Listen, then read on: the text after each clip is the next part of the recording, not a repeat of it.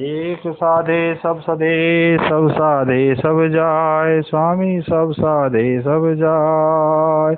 शुभ मुहूर्त गर्भ धरो, सब जन होत सुखाय, स्वामी सब जन होत सुखाय।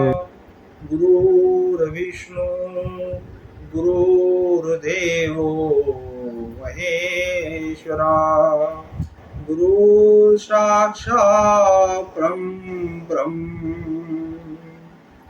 तस्मै श्री गुरुवे नमः। तस्मै श्री गुरुवे नमस्कार नमः। साथियों, आपका श्रृंगी ज्योति संतान में बहुत बहुत स्वागत है। आज हम फिर अपनी जो एक सीरीज चल रही है पढ़ पीड़ित ग्रह, उसके विषय में बात करेंगे। आज का हम पढ़ पीड़ित ग्रह ले रहे हैं बुध देव को। बुध देव हमारे बुद्धि के कारक हैं, यश के कारक हैं, लेखन के कारक हैं, वाणी के कारक हैं, ऐसे इनके से व्यापार के कारक हैं। बहुत सारी चीजें हैं जो इन्हीं के द्वारा परिचालित होती हैं। अगर बुद्धि नहीं है तो कुछ नहीं है, वाणी नहीं है तो कुछ नहीं है। बहुत सारी चीजों का स्वतः ही समन हो जाता है। हमारे नशों के कारक हैं, पेट आंत में शरीर में नश हैं, उनके सबके कारक ग्रह यही।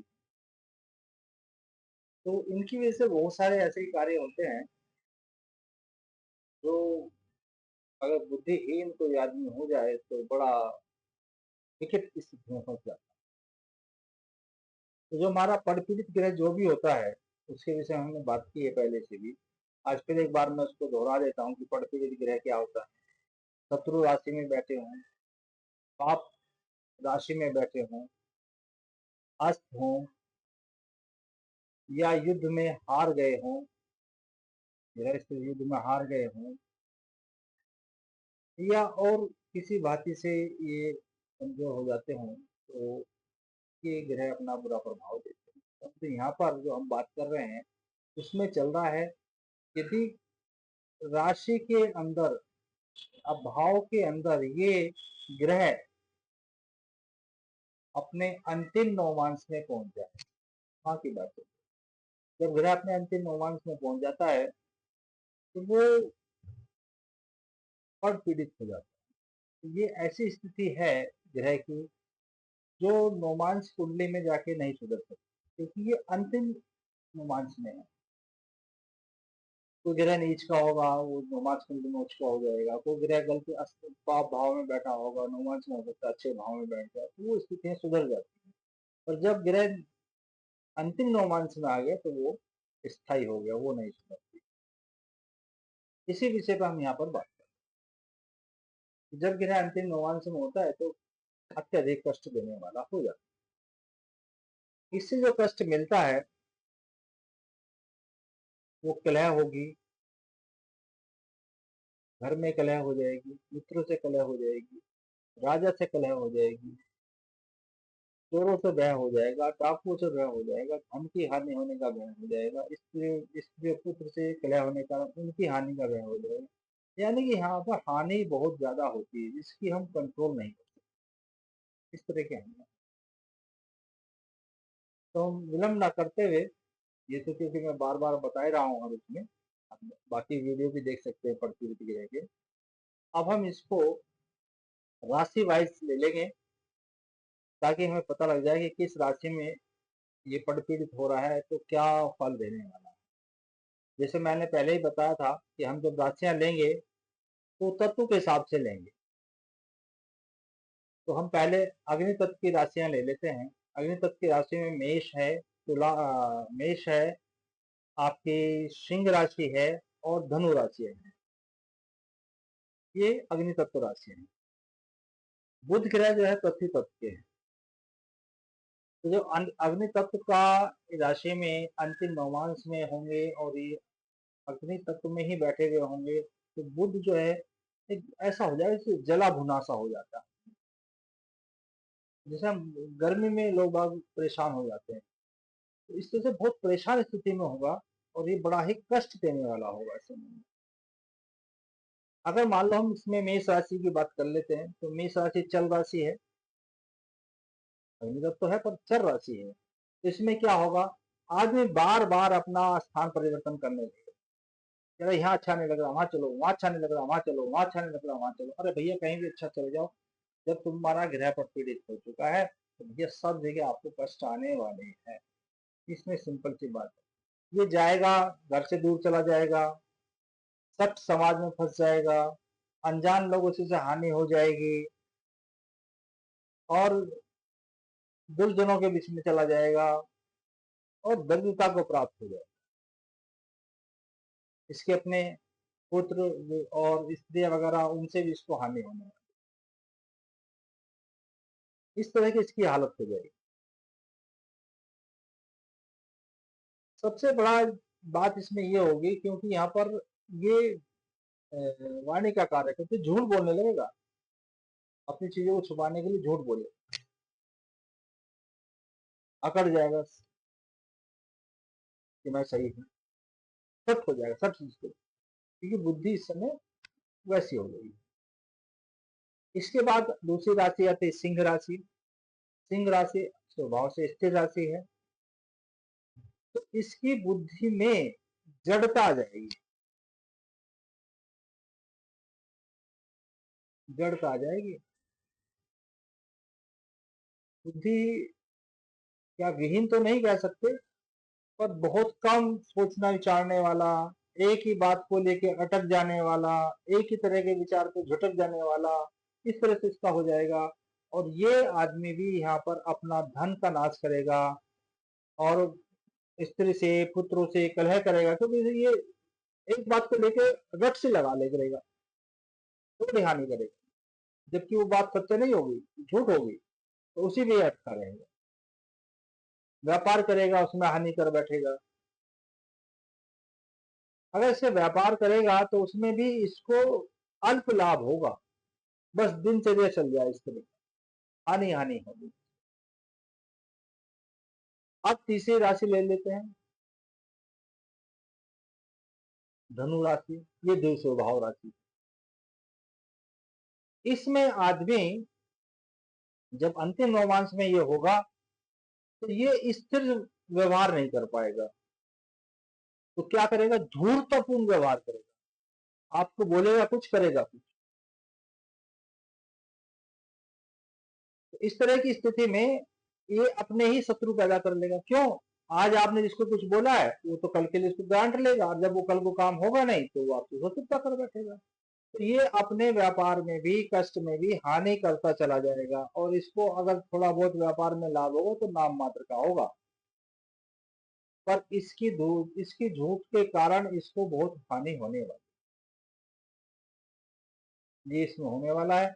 पत्नी से भी दूर रहेगा, बच्चों से भी दूर रहेगा, और सबसे कलेश कर बैठे, बहुत हानिकारक हो जाता है। अगली राशियां ले लेते हैं, उसमें वृषभ है, कन्या आएगी और मकर आएगी। ये पृथ्वी तत्व की राशि, पृथ्वी तत्व की राशि है, पृथ्वी तत्व का ग्रह है। अब मान लो वृषभ राशि ले लेते हैं, या तो माता होगी नहीं, और होगी तो अथाह कष्ट पाएगी, दुखी रहेगी अपने पुत्र की, इसके पुत्र और स्त्री इससे दुखी हो जाएंगे, बोला कहाँ फंस गए।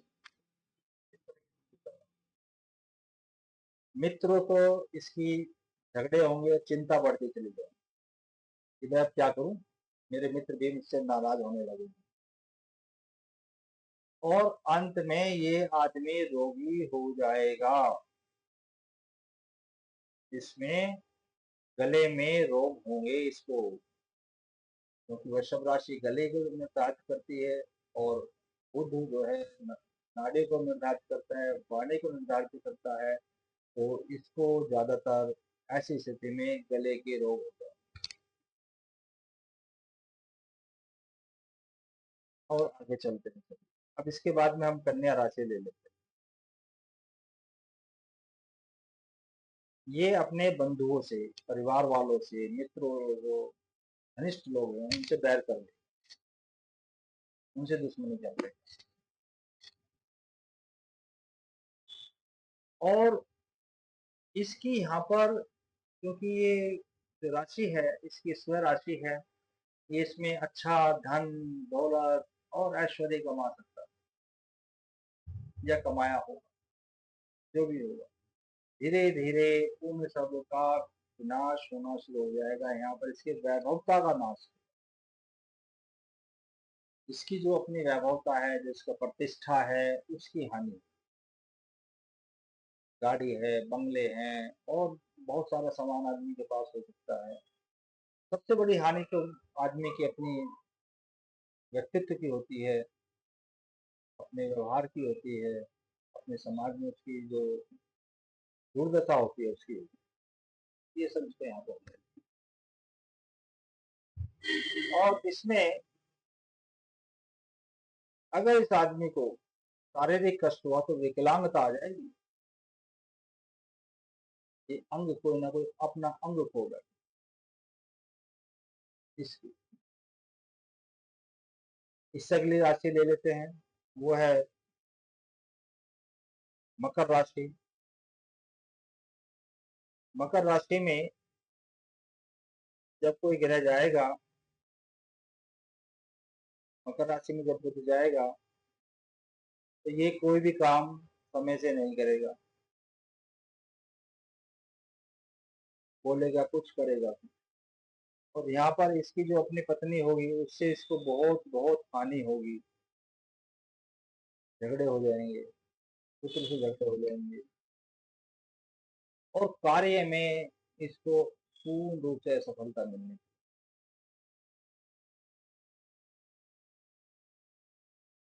और ऐसा व्यक्ति यदि शारीरिक कष्ट आया तो इसके जो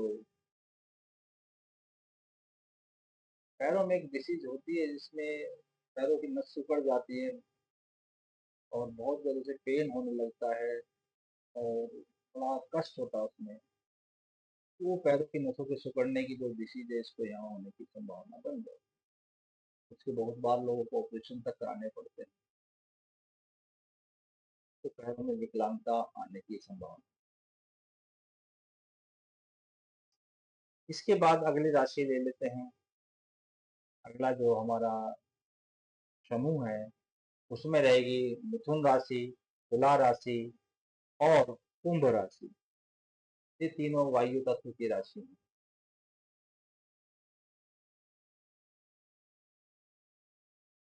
और वायु तत्व की राशि होने के कारण यहाँ पर बहुत शुभता आनी चाहिए, यहाँ शुभता नहीं आ रही क्योंकि ये पड़पीड़ित ग्रह है। तो पहले हम मिथुन में देख लेते हैं। मिथुन राशि जो है हमारे कम्युनिकेशन की एक विशेष राशि है, जहाँ पर हम जातक का कम्युनिकेशन देखते हैं कि वो व्यवहार कैसे करेगा, बातचीत कैसे करेगा, दूसरों को अपनी चीजों को समझाएगा कैसे। तो भाई साहब बकवास करेंगे, ऐसी ऐसी डी में हाँकेंगे जिसका कुछ अता पता नहीं है और फिर उस पर लड़ भी जाएंगे, अड़ भी जाएंगे। ऐसा होगा इनके। तो ऐसा ना करें, अपने बकवास ना करें, अपनी बातों पे दूसरों को ज्यादा ज्यादा विवश ना करें तो ज्यादा अच्छा रहेगा इन लोगों के लिए। बहुत क्लेश करेगा ये, झूठ बोलने की अथाह कर देगा। मतलब लिखतम बकतम सब झूठम, ये रहेगा।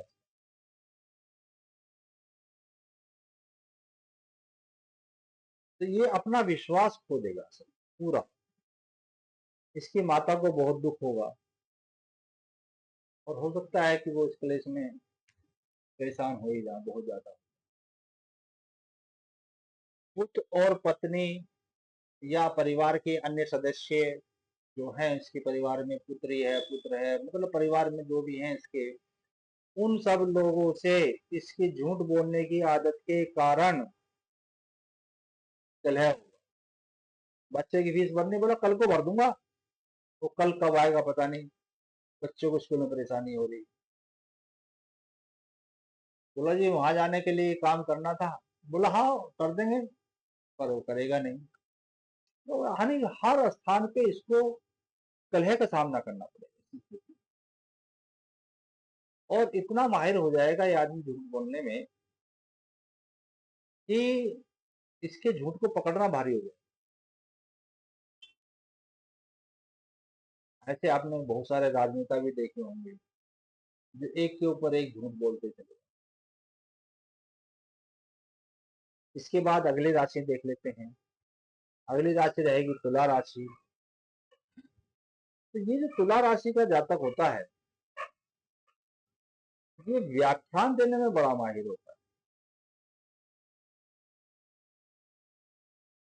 और व्याख्यान कैसे देने वो तो आपको पता ही है। आपको दिखाएगा कि ये बिल्कुल सच बोल रहा है, इसके अलावा कुछ नहीं है।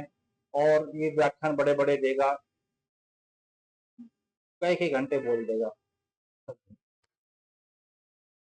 और इस तरह के ज्यादातर लोग जो है व्यापारी होंगे या राजनेता होंगे। ये धन कमाएगा, इसमें कोई दो राय नहीं है। पढ़ होने के बाद भी धन कमाएगा, पर ये धन जो कमाएगा वो पूरा नष्ट हो जाएगा। जो धन कमाएगा पूरा नष्ट हो जाएगा और इसको आंखों का रोग होगा। ऐसे जा आंख कमजोर हो जाएंगी, आंखों में और कोई पीड़ा हो जाएगी, जिससे इसको आंखों में जो नस है उनमें इसको पीड़ा होने शुरू हो जाएगी। अब चलो अगली राशि देख लेते हैं, अगली राशि हमें क्या कह रही है। इसके बाद में जो राशि आएगी वो कुंभ राशि आती है। और कुंभ राशि में जो जातक जाएगा वो बहुत दुखी होगा, क्योंकि ये राशि एक्चुअल में देने के लिए तैयार रहती है और ये आदमी देगा कुछ नहीं। ये हेल्प किसी की करेगा नहीं, ये झूठ पे झूठ बोलने लगेगा। और यहाँ पर इसके अपने जो मित्र हैं वो इससे नाराज हो जाएंगे, जो उसके बड़े भाई बहन हैं वो उससे नाराज हो जाएंगे, जो उसके कुटुंबी परिवार वाले लोग हैं वो उससे नाराज हो जाएंगे, क्योंकि ये सबको चीट करेगा, सबको धोखा देगा। इसके वाणी में जो झूठ का तत्व शामिल होता है वो बहुत खतरनाक, और ये धोखा देता चला जाएगा और अपने पुत्र से, स्त्री से, सब से ही इसके बाद में कलह हो जाएगी और उस कलह के परिणाम भी दुष्कर हो सकते हैं। और इसको जो है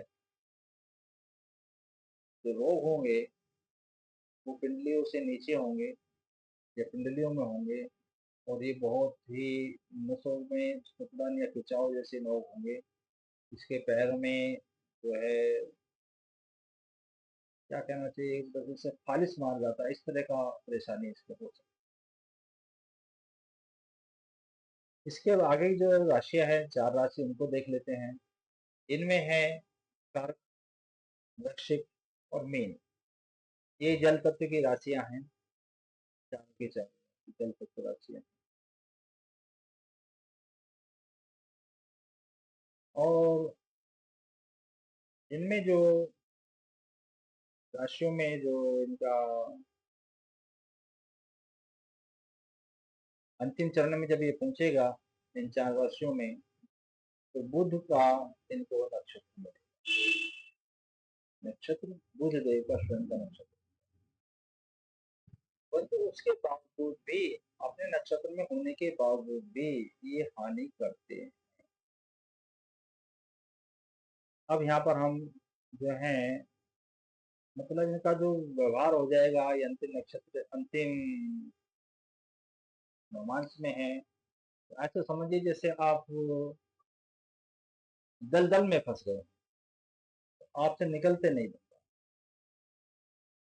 दलदल में फंसे निकलते नहीं। तो इसमें जो आदमी इन नक्षत्रों में होगा नीच में, तो वो किसी ना किसी षड्यंत्र में भी कहना धन कमाने के लालच में ऐसा कार्य कर जाएगा, ऐसा कार्य कर जाएगा, और जब उसमें वो फंसेगा तो उसमें से निकल नहीं पाएगा। इस तरह घटना इनके साथ। धन कमाएंगे ये लोग, तो उसी कमाने के चक्कर में फंस जाएंगे। व्यापारी जैसे लोग होते हैं।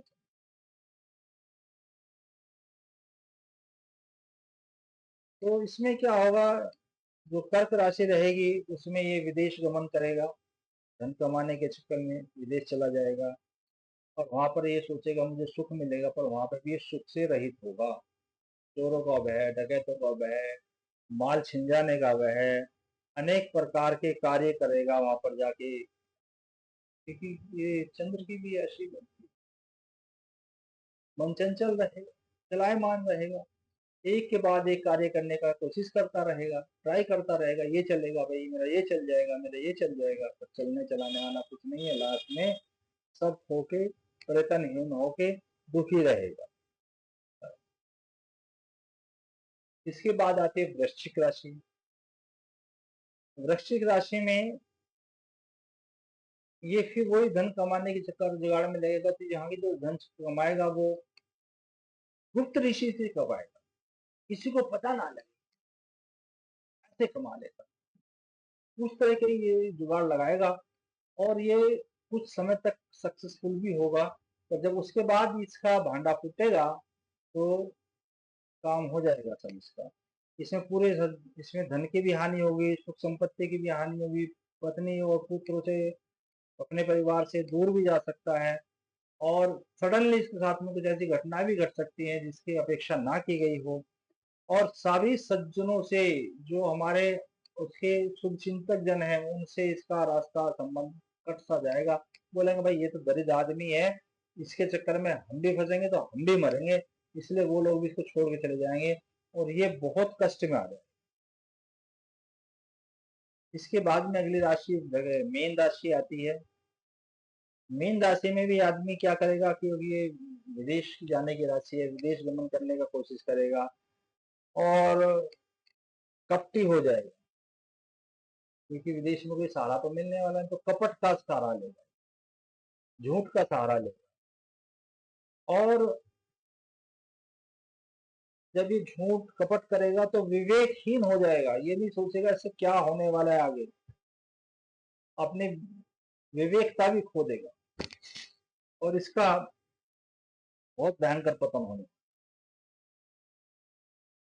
तो वही है कि जब ऐसे लोग का पतन होते हैं, तो ये व्यापार वगैरह कर लेते हैं, कुछ छोटा मोटा काम कर लेते हैं, उसमें आजीविका ये अल्प अल्प वाली जिसे कहते हैं कि हैंड टू माउथ इनका तो जुगाड़ बन जाता है, और जीवन यापन तो कर लेंगे, पर इनको कोई लाभ नहीं होने वाला, इनका पतन होगा, निश्चित ही पतन हो जाएगा, दुखी रहेंगे सारे जीवन, कष्ट नहीं होगा। अभी मैं यहाँ पर कुछ आपको जो है एक दो कुंडली दिखा देता हूँ, जिसमें ये योग है, और उनका जो है समय समय पे वो अपने जो ऊंचाइयों को छू सकते थे उनको नहीं छू पाए, और उनका पतन हो गया। पतन हो गया मतलब वो उससे महरूम हो गए। पतन मतलब ऐसा नहीं कह सकते किसी का, और वो ऊंचाइयों को नहीं छू पाए, उनसे वो महरूम हो गए हैं, उनकी आगे की तरक्की खत्म हो गई है, और फिलहाल वो अपनी जगह से अपने कष्ट में ही रहे उनकी जिंदगी। क्योंकि ये देखिए, ये मनीष सिसोदिया कुंडली है, जैसे नेट से मिली है।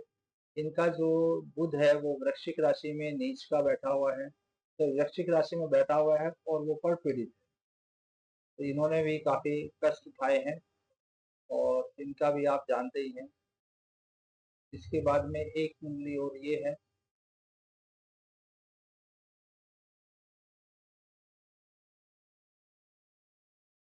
ये लाल कृष्ण अडवाणी जी की है, इनकी तुला राशि में है ये। जो बुध है वो पर पीड़ित है ग्रहात्मक स्थिति से, तो इन्होंने भी ऊंचाइयों को तो छुआ है, पर जब ये प्राइम मिनिस्टर की बनने की उम्मीद में थे, उस समय में इनको वो पोस्ट नहीं मिल पाई थी, ये सब आप लोग जानते हैं। तो मैं यही कहना चाहता हूँ कि ये जो विधि हैं, जब इनकी दशाएं आती हैं या अंतर दशाएं आती हैं, तो ये व्यक्ति को नुकसान पहुंचाते हैं। अगर मेरा ये वीडियो आपको अच्छा लगा है तो आप इसको शेयर कीजिए, लाइक कीजिए, सब्सक्राइब कीजिए, ज़्यादा से ज़्यादा लोगों तक ये नॉलेज पहुँचाने की कोशिश कीजिए और नोटिफिकेशन की बेल भी दबा दीजिए ताकि आपको आने वाली नई वीडियो भी शीघ्र अतिशीघ्र मिल जाए। और मैं आपसे उम्मीद करता हूँ कि फिर मिलेंगे हम अगली वीडियो में और नए ज्ञान के साथ, नई ऊंचाइयों के साथ। नमस्कार साथियों। जय